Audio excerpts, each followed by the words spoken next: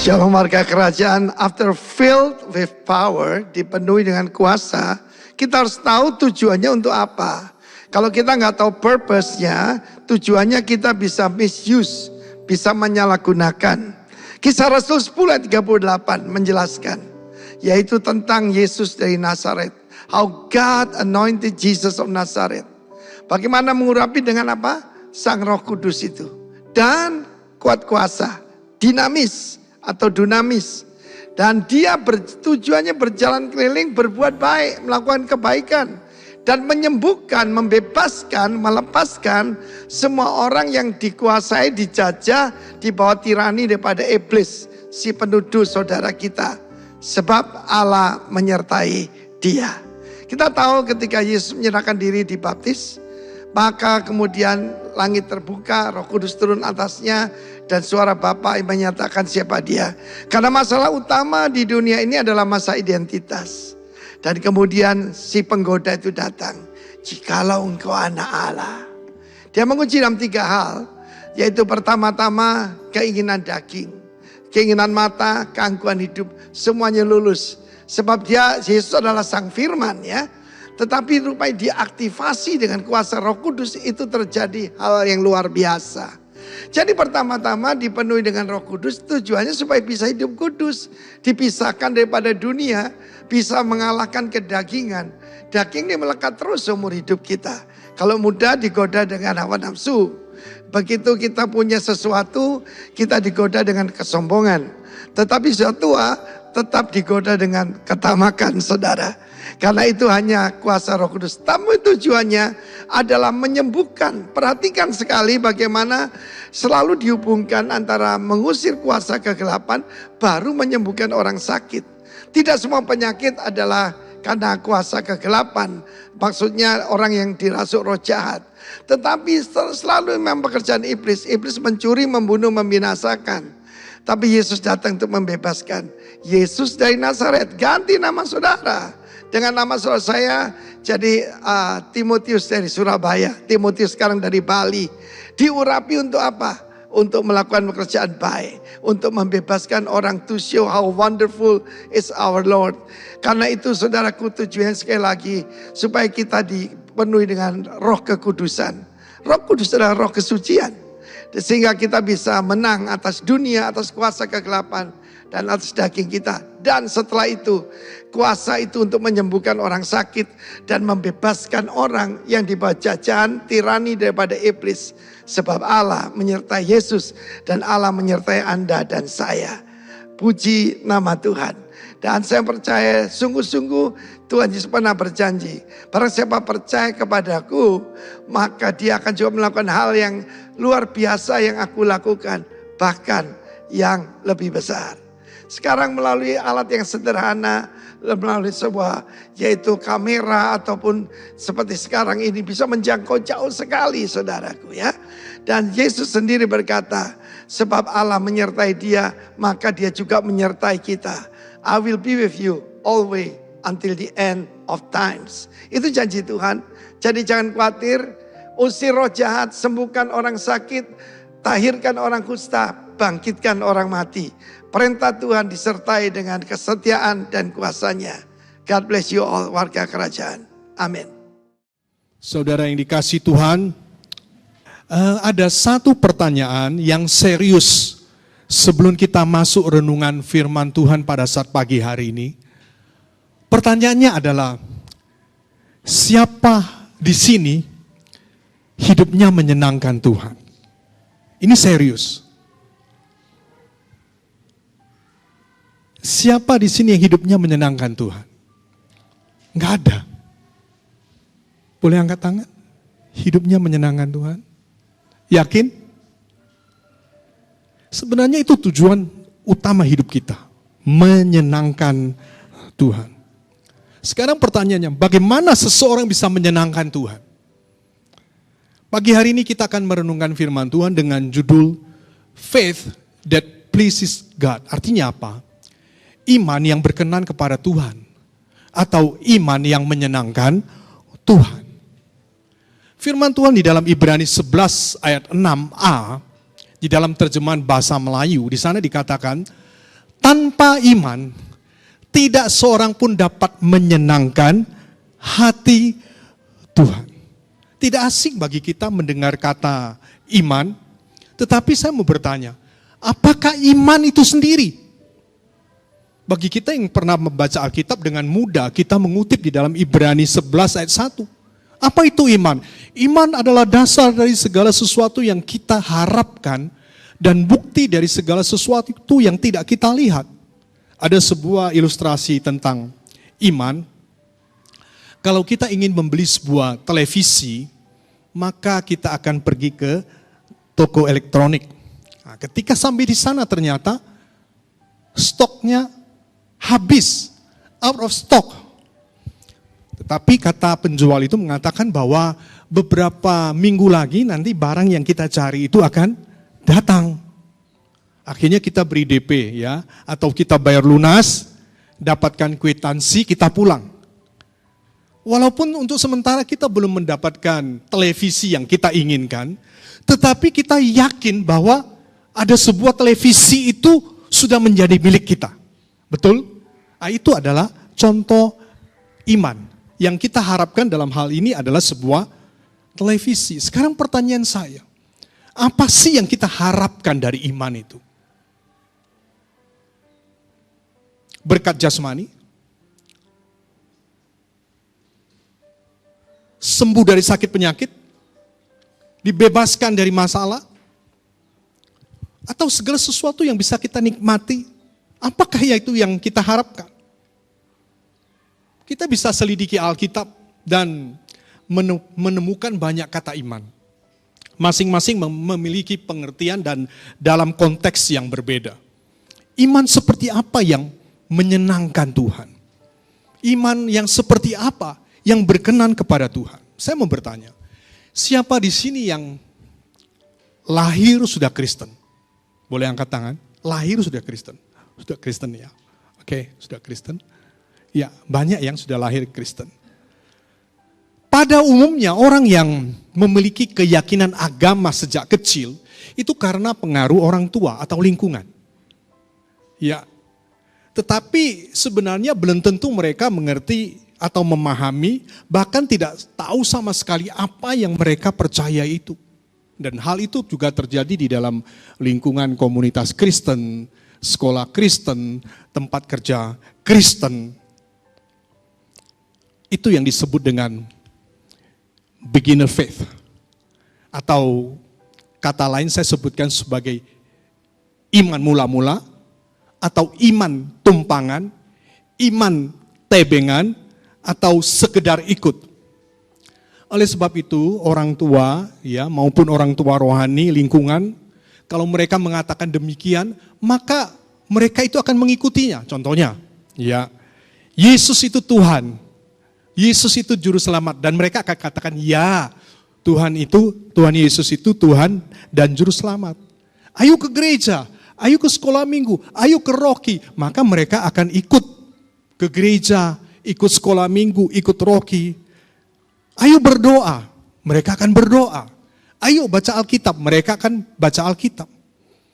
Mereka lakukan itu semua tanpa pengertian yang benar, hanya numpang ikut-ikutan. Sekali lagi, peran orang tua maupun orang tua rohani itu sangat besar untuk membawa beginner faith, iman tumpangan itu menuju kepada level iman yang membawa kepada keselamatan. Ada sebuah contoh yang baik dari beginner faith atau iman tumpangan ke level iman yang menyelamatkan. Saya akan berikan sebuah contoh. Timotius itu adalah seorang anak yang luar biasa. Dia mempunyai nenek yang bernama Louis. Ya, Louis ini lahir dari iman Yahudi, kemudian dia bertobat menjadi orang Kristen bersama dengan putrinya yaitu Eunike. Nah, Eunike dan Louis ini adalah orang-orang yang mempunyai iman yang patut diteladani. Ya. Dan Timotius ini berarti dia berasal dari sebuah Kristen dari keluarga Kristen yang saleh. Karena hal ini dipuji langsung oleh Paulus di dalam 2 Timotius 1 ayat 5. Sebab aku teringat akan imanmu yang tulus ikhlas, yaitu iman yang pertama-tama hidup di dalam nenekmu Louis dan di dalam ibumu Eunike, dan yang aku yakin hidup juga di dalam dirimu. Sudah jelas bahwa Timotius sudah menjadi orang Kristen sejak kecil. Nenek dan ibunya itu membimbingnya seturut iman Kristen. Ya.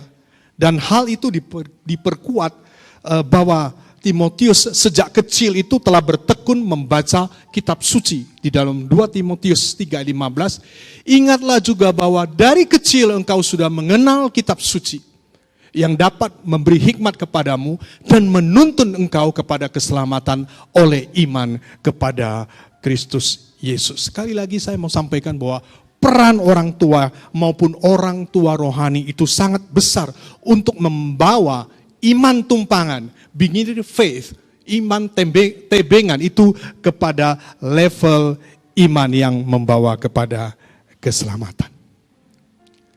Dan yang kedua, ada hubungannya dengan beginner faith, iman tumpangan, itu adalah salah satu contohnya itu untuk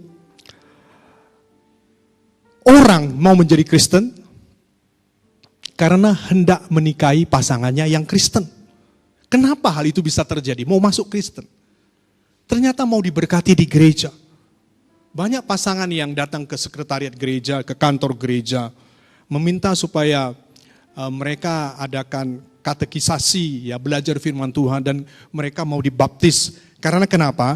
Mau mendapatkan surat baptis, mau menikah, karena itu salah satu syarat untuk menikah harus ada surat baptis.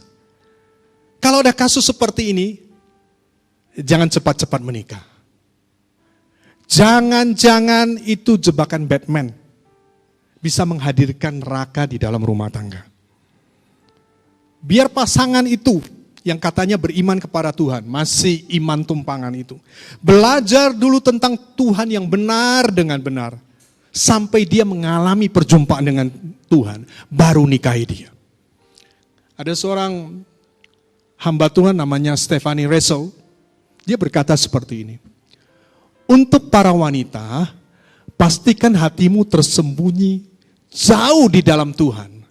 Agar seorang pria harus mencari Tuhan dulu untuk menemukan hatimu. Jadi, taruh hati kita di dalam di hati Tuhan. Artinya, biar kita itu melekat kepada Tuhan. Supaya setiap orang harus mencari Tuhan dulu untuk menemukan hatimu. Jadi jangan terbalik. Karena jikalau hatimu berada di luar Tuhan, maka seorang pria akan menemukan hatimu dulu, baru dia mencari Tuhan. Nanti kalau dia sudah mendapatkan hatimu, lupa mencari Tuhan. Sebenarnya tidak ada masalah dengan beginner faith atau iman tumpangan.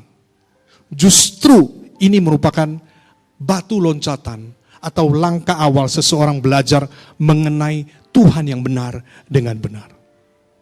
Tetapi kalau tidak ada tindakan untuk belajar firman Tuhan dan mengenal Kristus dengan benar, maka tidak akan ada iman di dalam hidup seseorang. Dan itu iman yang benar. Dan sangat disayangkan ada banyak sekali orang Kristen yang puas hanya sampai di iman tumpangan dan tidak ada usaha terus bertumbuh secara benar.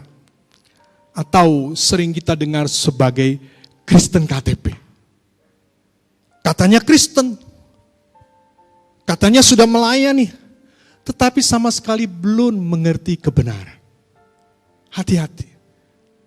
Soalnya stuck di sana. Katanya Kristen sudah melayani, tapi cara hidupnya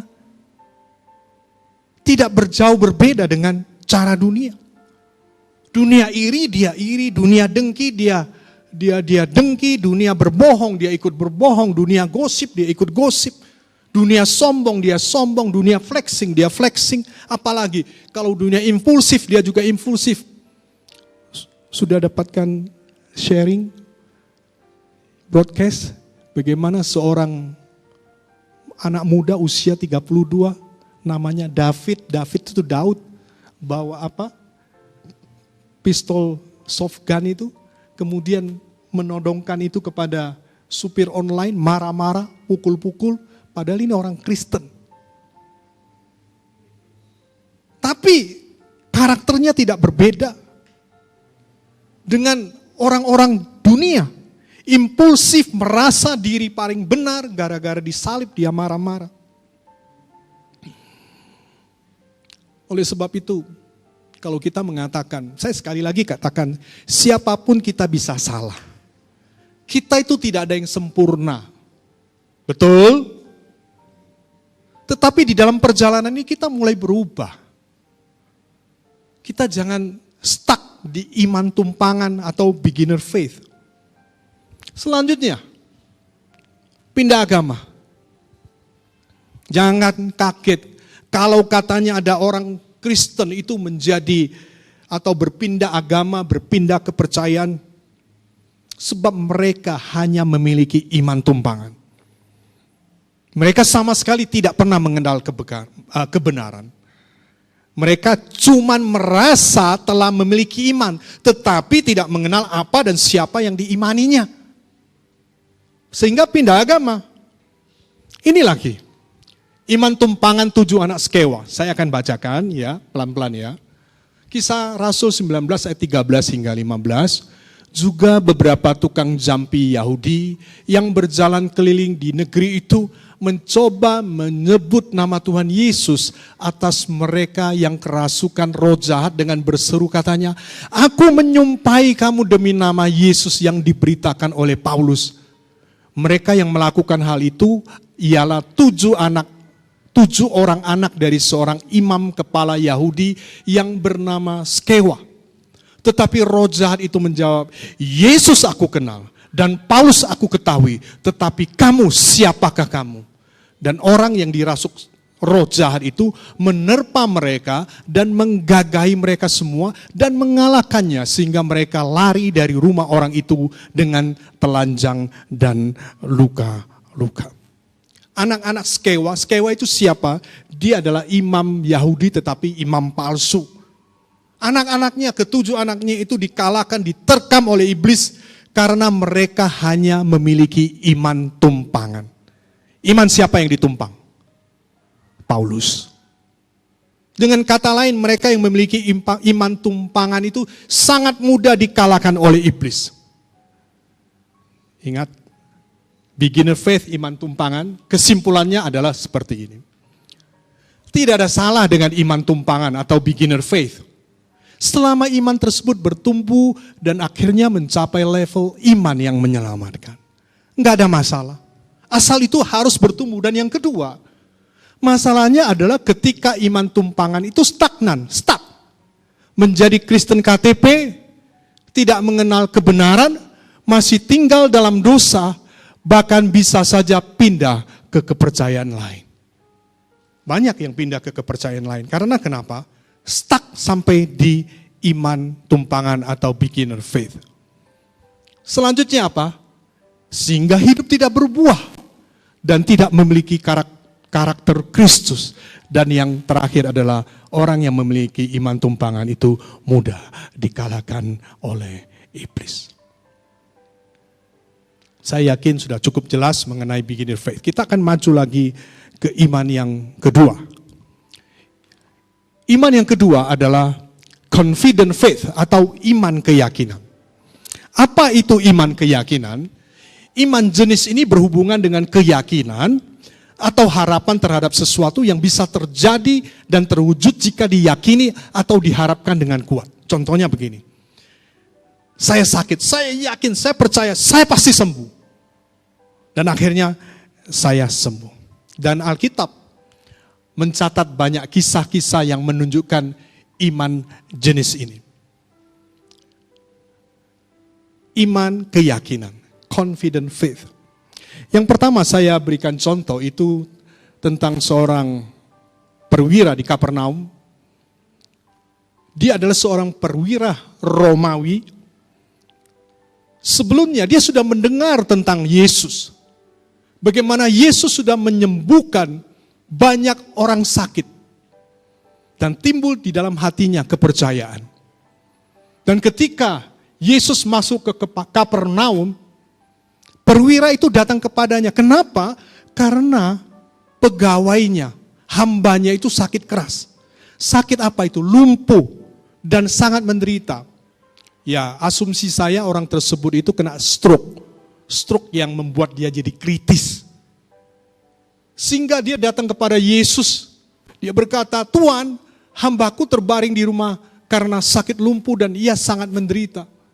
Kemudian Yesus berkata, "Oke, aku akan datang menyembuhkannya." Tetapi perwira itu menjawab, "Tuhan, aku tidak layak menerima Tuhan di dalam rumahku. Katakan saja sepatah kata, maka hambaku itu akan sembuh." Dia yakin Tuhan Yesus gak perlu datang ke rumahnya. Satu kata saja. Dia yakin bahwa dengan satu kata itu, maka hambanya itu akan sembuh. Sebab aku sendiri seorang bawahan, dan di bawahku ada pula prajurit. Jika aku berkata kepada salah seorang prajurit itu pergi, maka ia pergi. Dan kepada seorang lagi datang, maka ia datang. Ataupun kepada hambaku kerjakan ini, maka ia mengerjakannya. Nah, setelah Yesus mendengarkan hal itu, heranlah ia dan berkata kepada mereka yang mengikutinya, "Aku berkata kepadamu, sesungguhnya iman sebesar ini tidak pernah aku jumpai pada seorang pun di antara orang Israel." Jadi kita melihat iman keyakinan daripada perwira Romawi itu luar biasa. Dia percaya dengan katanya Tuhan Yesus, dengan perintah yang disampaikan oleh Tuhan Yesus, sanggup untuk menyembuhkan hambanya yang sakit keras itu. Dan benar, iman keyakinannya itu akhirnya membuat hambanya menjadi sembuh. Itu salah satu contoh, iman keyakinan. Yang kedua ada contoh wanita yang sakit pendarahan 12 tahun. Bisa bayangkan seorang wanita yang sudah mengalami pendarahan 12 tahun. Saya yakin pasti kurus kering. Tidak punya tenaga. Tetapi dia mendengar bahwa ada Yesus yang sanggup menyembuhkan orang sakit. Dan kita tahu loh, orang yang meleleh darah atau pendarahan, itu kalau bersentuhan dengan orang biasa, itu najis. Dan hukumannya ada dilempar dengan batu sampai mati. Dia mengambil resiko itu. Di dalam keramaian dia berusaha untuk menjangkau Yesus. Dan dia berkata, "Asal ku jamah saja jubahnya, aku akan sembuh." Ini iman keyakinan. Dia yakin kalau aku jamah, aku pasti sembuh. Dan ketika dia menjamah, Yesus merasakan ada kuasa keluar dari tubuhnya. Dan kemudian dia berkata, "Ini siapa yang jamah jubahku?" Akhirnya dengan penuh ketakutan, si wanita itu tampil. Dan Yesus berpaling dan memandang dia serta berkata, "Teguhkanlah hatimu, hai anakku, imanmu telah menyelamatkan engkau." Maka sejak saat itu sembuhlah perempuan itu. Ini iman keyakinan. Dia yakin bahwa Yesus sanggup untuk menyembuhkannya. Dan ternyata betul, dia sembuh. 12 tahun, kemana-mana, ke tabib mana, uangnya habis, badannya habis. Tapi dia sembuh karena iman keyakinan. Selanjutnya ada satu contoh lagi. Yaitu Yesus menyembuhkan mata 2 orang buta. Bisa mengerti penderitaan orang yang buta, tidak bisa melihat apa-apa. Kemana-mana harus dituntun. Tetapi mereka mendengar bahwa ada Yesus. Nama Yesus yang berkuasa. Yang selalu melakukan mujizat keajaiban. Bahkan apalagi bisa menyembuhkan orang sakit. Dan mereka berseru kepada Tuhan ketika berjumpa dengan Tuhan. Dan mereka katakan, "Kasihanilah kami hai anak Daud." Yesus masuk ke dalam sebuah rumah. Mereka datang kepada Yesus, kedua orang buta itu. Kemudian Yesus bertanya kepada mereka, "Percayakah kamu bahwa aku dapat melakukannya?" Yaitu menyembuhkan kalian berdua yang buta itu. Dan apa jawaban mereka? "Ya Tuhan, kami percaya." Itu iman keyakinan. Dan apa yang terjadi? Tuhan Yesus menjamah mata mereka sambil berkata, "Jadilah kepadamu menurut imanmu." Dan kedua orang buta tersebut akhirnya menjadi sembuh. Level yang kedua adalah iman keyakinan. Dan Iman keyakinan ini sebenarnya Tuhan sedang mengajarkan keyakinan seperti ini bagi mereka yang baru belajar mengenai penciptanya. Perhatikan. Jadi mereka barusan mendengar. Dan akhirnya mereka datang kepada Yesus. Tuhan Yesus menyembuhkan mereka. Maksudnya apa?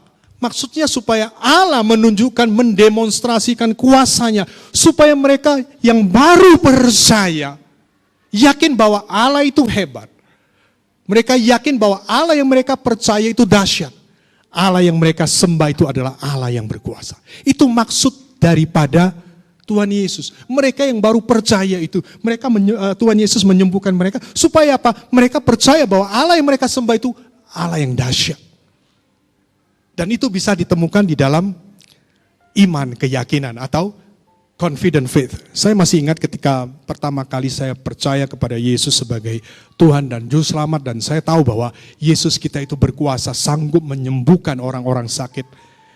Di daerah Pisang Candi, ada seorang anak itu sakit epilepsi. Orang tuanya bawa ke gereja. Kemudian ini orang belum percaya kepada Yesus. Dia datang, waktu itu saya masih muda, masih kuliah.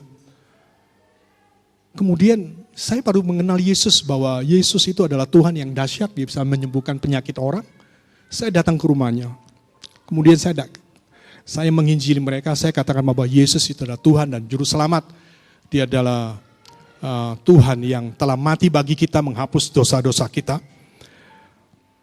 Kalau engkau percaya kepadanya, maka engkau akan disembuhkan. Mau percaya, dia percaya.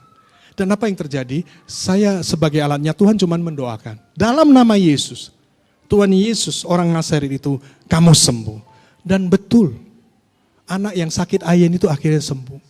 Dan setelah mendengar hal itu, sebelah rumahnya itu ternyata adalah seorang driver yang sempat kecelakaan sehingga tulang rusuknya itu patah dan terjadi yang namanya kecacatan seumur hidup.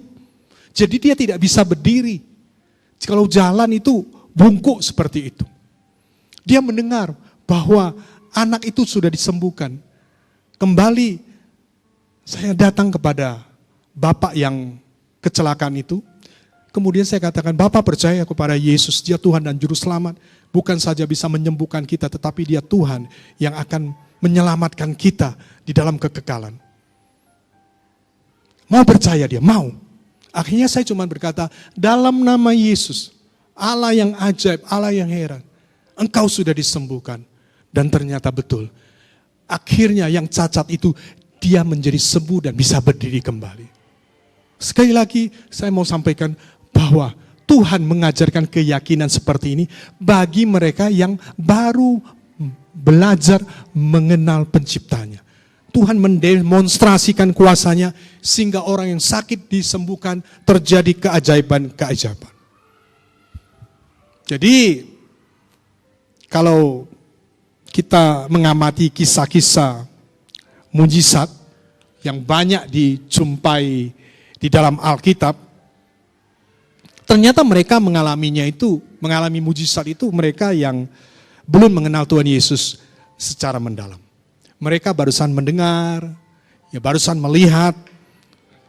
Mereka hanya percaya bahwa Tuhan itu memiliki kuasa yang ajaib. Dan mereka berurusan Tuhan, perhatikan baik-baik, hanya masalah pemenuhan kebutuhan jasmani dan jiwa saja. Supaya disembuhkan, supaya diberkati.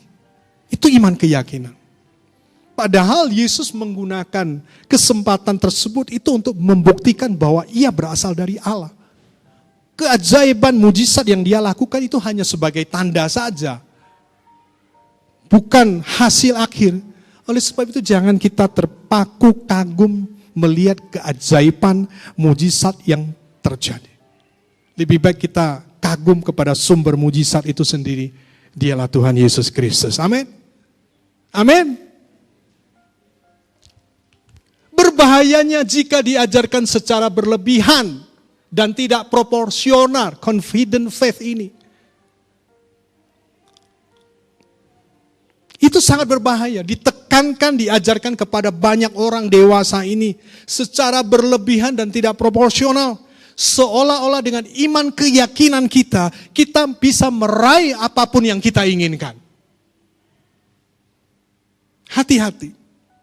Dan Tuhan harus menuruti bila berhadapan dengan umat yang memiliki iman jenis ini. Seolah-olah Tuhan bisa diatur oleh kekuatan keyakinan dalam pikiran manusia. Itu orang Kristen yang belum dewasa. Dia merasa iman keyakinan, saya yakin nanti Tuhan pasti jawab doa saya. Belum dewasa. Main tumpang tangan.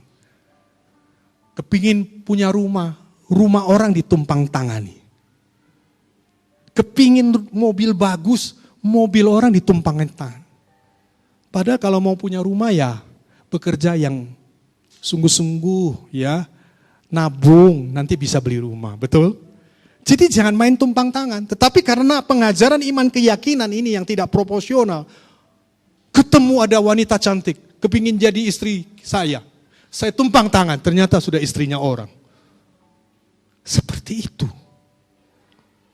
Bahkan bagi orang-orang Kristen tertentu, bila memiliki iman seperti itu, maka dianggapnya itu sebagai sebuah keunggulan, hebat. Kalau memiliki iman seperti itu dan kita punya cara berpikir, kita hebat dan lain sebagainya, itu sama seperti orang-orang ke gunung-gunung, ke tempat keramat, untuk mencari apa yang mereka inginkan. Ada teman saya, dia buka salon ini, seorang wanita. Zaman dulu, itu ada arisannya orangnya cukup banyak, dan yang mendapatkan pertama biasanya dapat apa? Dapat sepeda motor, sesudah itu nggak usah bayar lagi. Masih ingat ya Bapak Ibu? Arisan seperti itu, banyak orangnya. Jadi ditarik arisan itu, dikopiok. Kalau nama kita keluar atau nomor kita keluar, kita dapatkan sepeda motor. Setelah itu kita nggak usah bayar lagi. Zaman dulu ada yang seperti itu. Dan teman saya itu, dia yakin. Iman. Dia yakin, dia percaya bahwa dia pasti dapatkan sepeda motornya. Datang, waktu dikopiok, ditarik, oh sungguhan dapat dia. Jadi pulang bawa sepeda motor. Teman-teman lainnya, waduh enak ya kamu punya iman yang luar biasa ya. Kalau begitu aku mau ikut juga arisan itu, kamu nanti yang narik arisan itu. Dan apa yang terjadi? Pakai namanya dia, dapat enggak yang kedua kali? Enggak dapat. Tuhan itu tidak bisa diatur dengan atau oleh kekuatan pikiran kita. Sebab dia adalah Allah yang berdaulat dan melakukan segala sesuatu sesuai dengan kehendaknya. Oleh sebab itu, kesimpulan daripada confident faith atau iman keyakinan, tidak ada salah dengan iman keyakinan. Selama iman tersebut bertumbuh dan akhirnya mencapai level iman yang menyelamatkan. Itu penting. Tuhan mengajarkan keyakinan seperti ini bagi mereka yang baru mengenal penciptanya.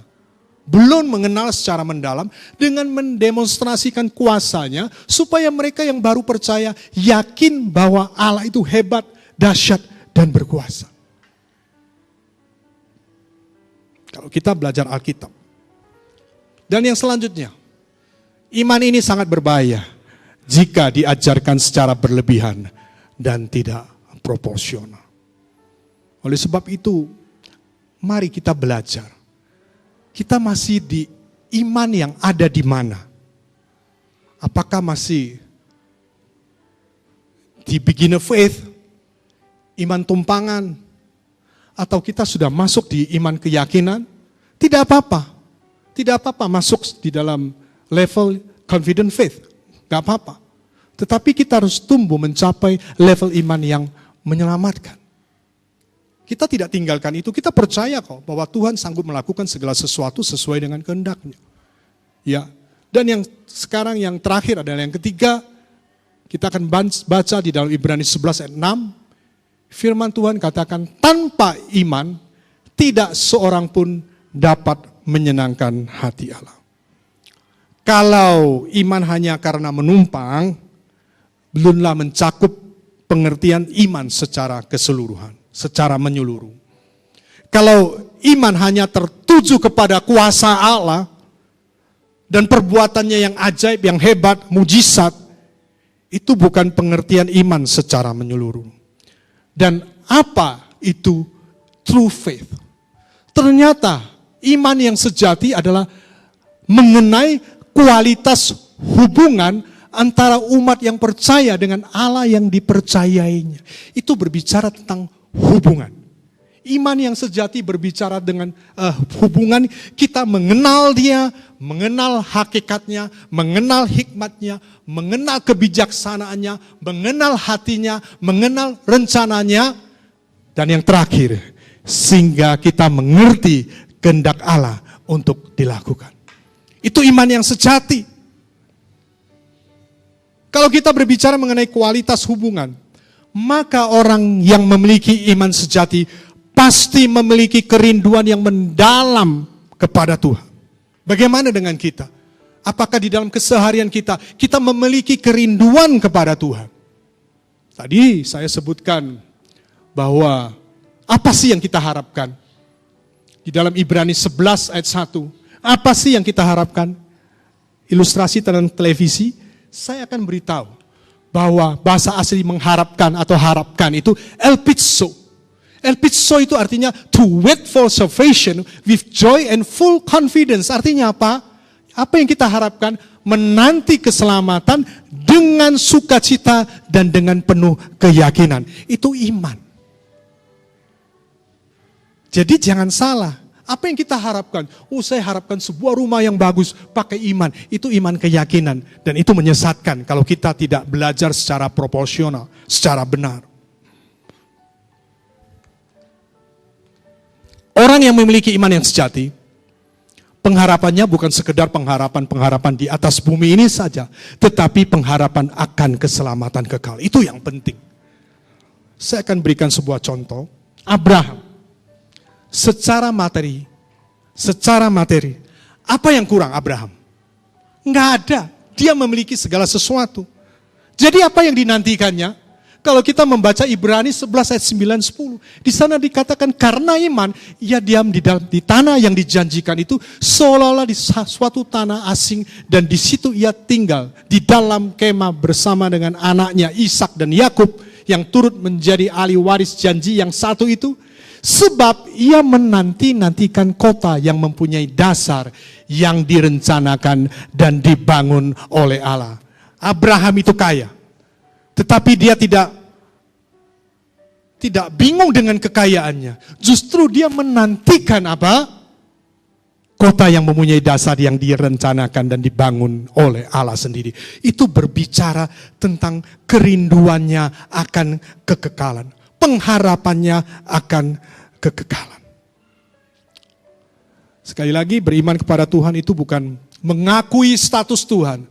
Bahwa Tuhan itu luar biasa. Tuhan itu pencipta alam semesta dan kita harus, dia layak dipuji, dia layak disembah dan lain sebagainya. Yang kedua, saya memberitahu bahwa iman yang sejati adalah penyerahan total kepada kehendak Tuhan.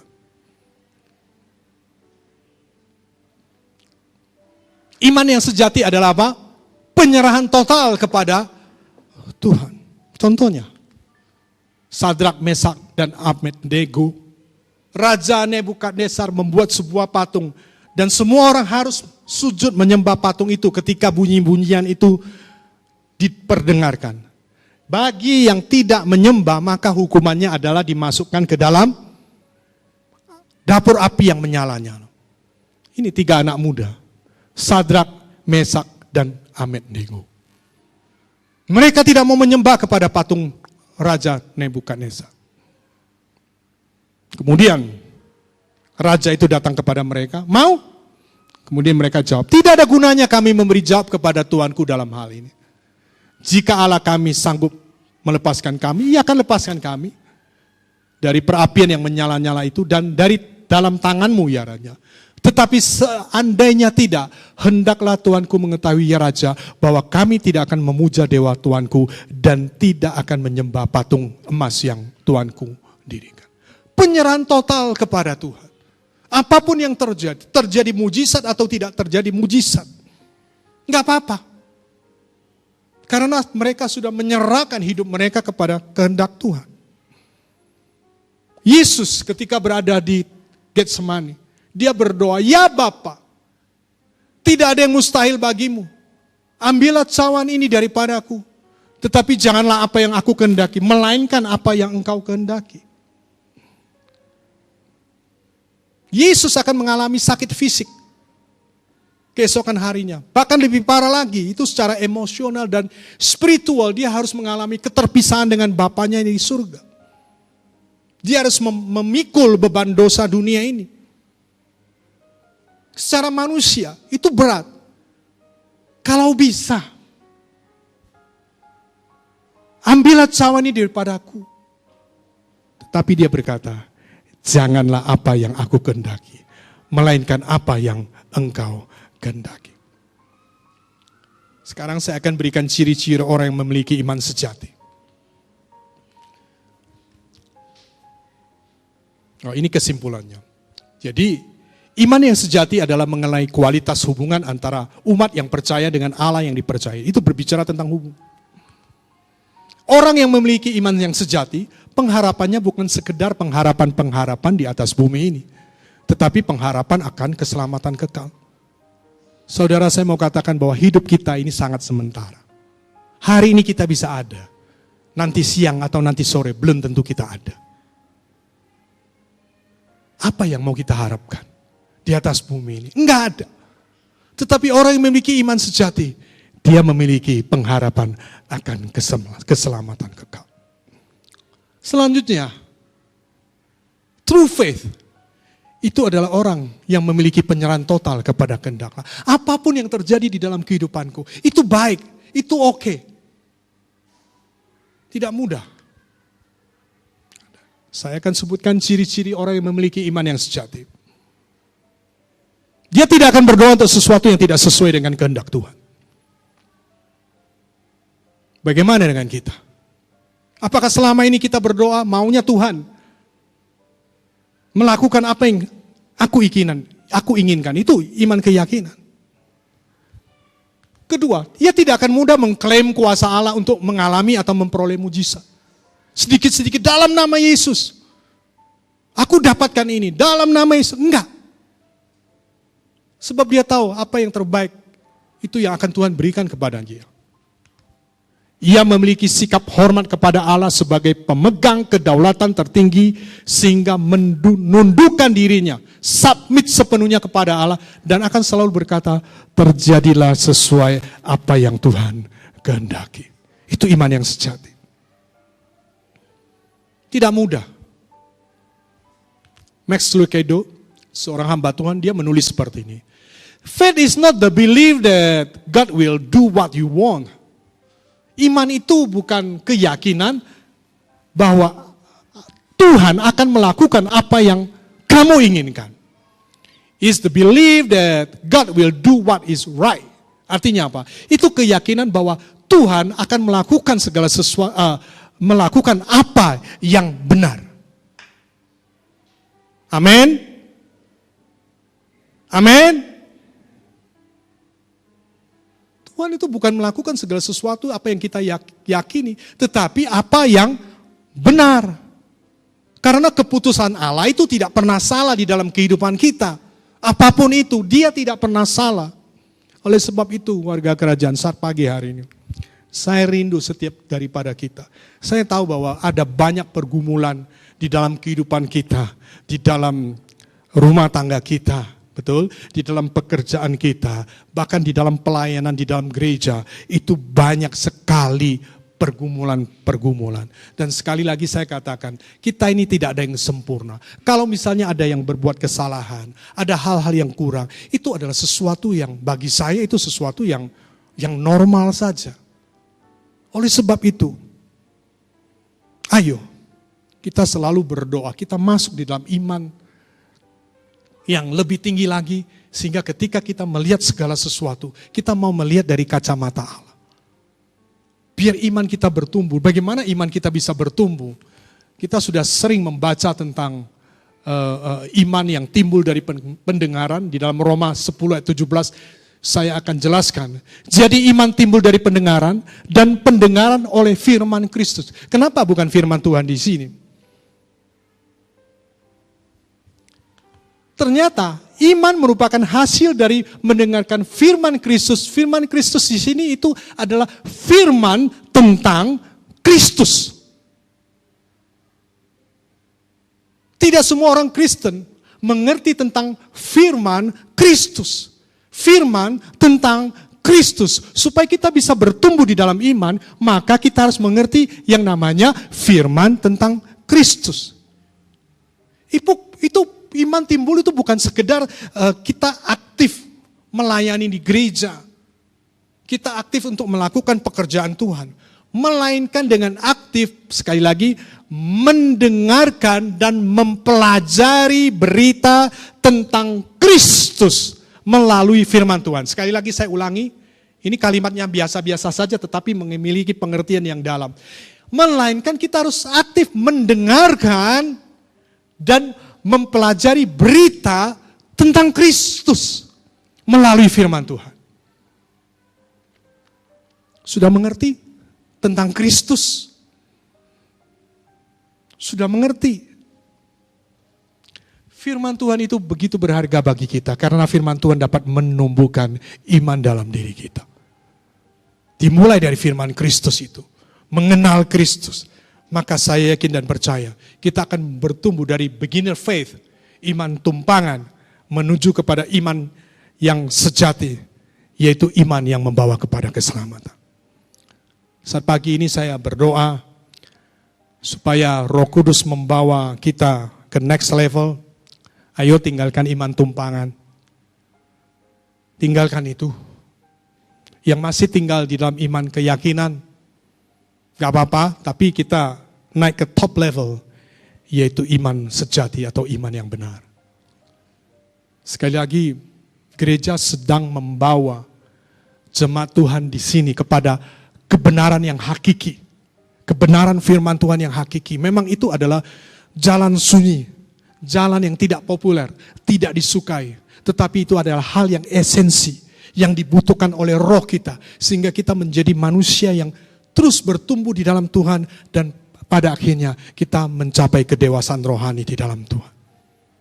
Amin. Jadi jangan cuma mau mendengarkan firman Tuhan. Tuhan itu baik, Tuhan akan memberkatimu. Tuhan itu baik, Tuhan akan menyembuhkanmu. Tuhan akan memberkati pekerjaanmu dan lain sebagainya. Saya katakan semua itu tidak salah. Tetapi kita harus naik kepada satu level yang disebut dengan level iman sejati atau true faith. Sehingga hidup kita itu boleh berkenan kepada Tuhan. Amin. Ngantuk toh? Karena ini tidak populer. Karena ini jalan sunyi. Tidak disukai. Tetapi sebenarnya roh kita membutuhkan makanan-makanan yang esensi, yang penting. Supaya kita terus bertumbuh dan pada akhirnya kita mencapai kedewasaan di dalam Kristus. Tuhan Yesus memberkati.